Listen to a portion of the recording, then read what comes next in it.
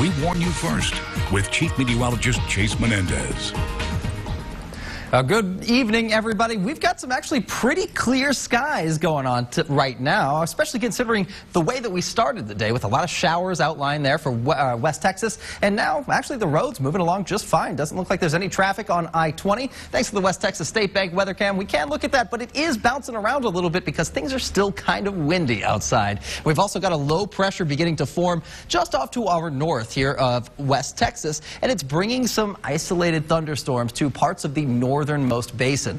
We're only looking at some very weak thunderstorms moving through, and they are moving very, very quickly across West Texas right now, across the northern basin. La Mesa under the brunt of it right now. But as that begins to phase out, we'll finally begin to see those skies clear out, leading us to actually a pretty clear overnight tonight, making things a little chilly, so make sure you bundle up, but also make sure you stay dry. Now, that'll give us a good chance to evaporate a lot of that rain that's falling right now in the northern basin. South of I-10, we're already seeing most of that rain phase out as well. A little shower there developing right along the I-10 corridor. So if you're traveling on I-10 this evening, look out, you could run into a couple of puddles. But good news is behind all these clouds, we've actually got some very clear conditions. So zooming out, you can really see this wall of moisture here and this counterclockwise circle pattern here. That's a low pressure beginning to develop just through the panhandle of Texas, just off to the north of our viewing area. Now, as that phases out, we're going to see some pretty clear conditions taking over for tonight and into tomorrow morning. This model matching up pretty well with what we see on satellite and radar, especially these isolated thunderstorms actually sweeping across the northern basin. Very, very cool to see those kinds of things picking up on the model because as far as the model is concerned, those are very small features. But again, look how clear everything is. By as early as 9 p.m., especially out to the west, we're not looking at too much in the way of cloud cover, and that's really going to allow our temperatures to drop off. Now, in addition, we've got our next cold front that's going to be coming through. Look how clear everything is behind that cold front and even ahead.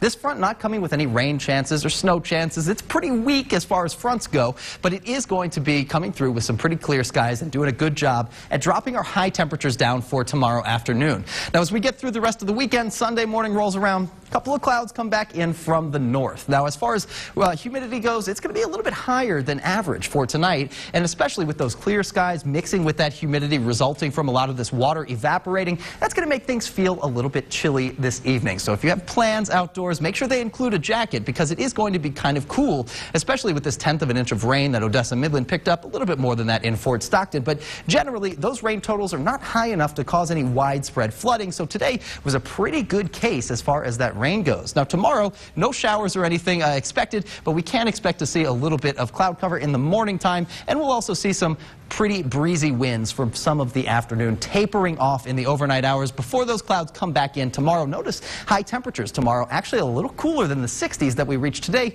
dropping down into the mid-50s for most of us. Now, speaking of dropping down, these wind speeds should begin to taper off here pretty shortly, already looking at 20+ miles per hour across most of the basin, 30+ miles per hour for Guadalupe Pass, and we've still got those gap winds in place at the higher elevations.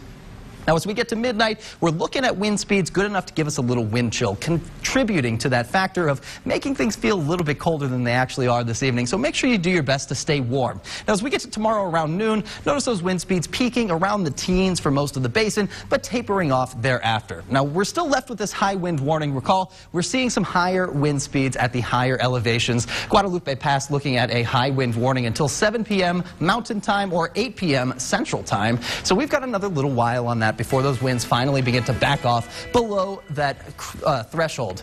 Now, as far as temperatures go for the rest of the weekend, well, it's going to be very sunny tomorrow, 55 degrees, the high there, thanks to that cold front coming through, kicking our highs down about 10 degrees. And Sunday morning, we drop down to 28. So we do have a hard freeze in store for us again Sunday morning. Make sure to pull in those plants, make sure your pets are safe, and make sure your pipes are not going to burst. Just generally that everybody's warm and safe. Yeah, you know, Chase, I had to drive to Big Spring this morning, and I asked you what the forecast would be like. You said a little bit of rain shouldn't be too bad. Showers here and there, but you'll be all right. Yeah. You were exactly right. That's what we had. Best case scenario for West Texas, I like to say. It's nice to know a meteorologist. There you go. Hey, we got big news about the Super Bowl.